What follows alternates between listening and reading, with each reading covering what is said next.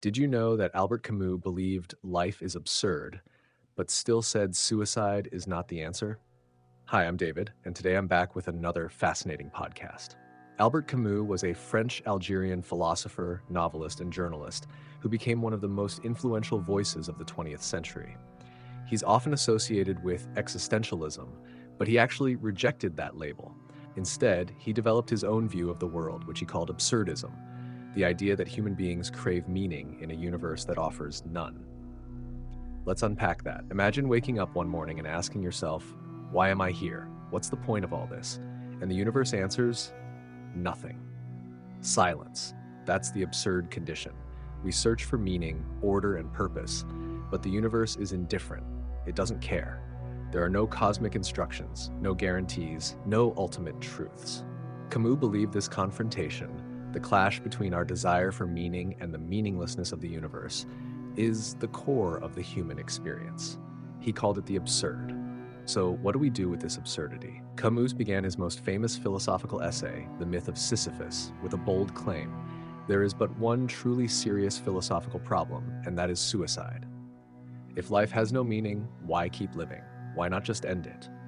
But Camus' answer is both surprising and deeply human. He argues that suicide is a confession, a surrender to the absurd. It's an attempt to escape the tension instead of confronting it.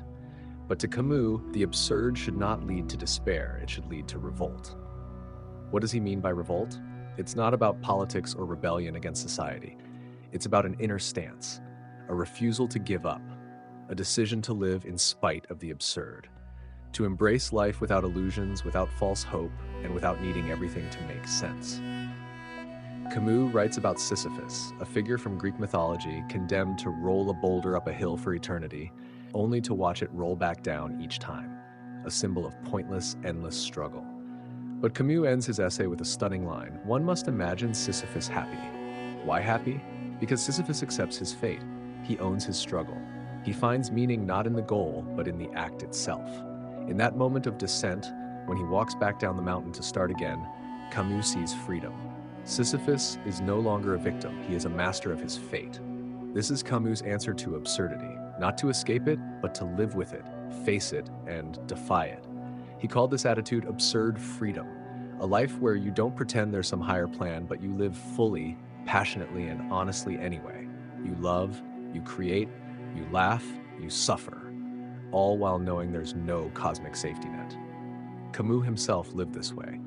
He was a writer, a lover of theater, a football fan, and a man who believed in justice. He resisted fascism during World War II. He didn't retreat into nihilism. He chose life, with all its pain, chaos, and beauty. And maybe that's the most powerful part of his philosophy. Camus looked the darkness in the eye and didn't blink. He told us that even if life has no meaning, we can still give it meaning through our actions, our choices, our love, our art. So why is suicide not the answer? Because it ends the very possibility of revolt. It silences the only voice capable of defying the absurd. And for Camus, that voice, your voice, matters. To live without appeal, to live without illusion, to live with courage and dignity, even in the face of the void. That, Camus believed, is true freedom. If you enjoyed this podcast, don't forget to like and subscribe so you won't miss more deep dives into powerful ideas and the thinkers who dared to ask the hardest questions.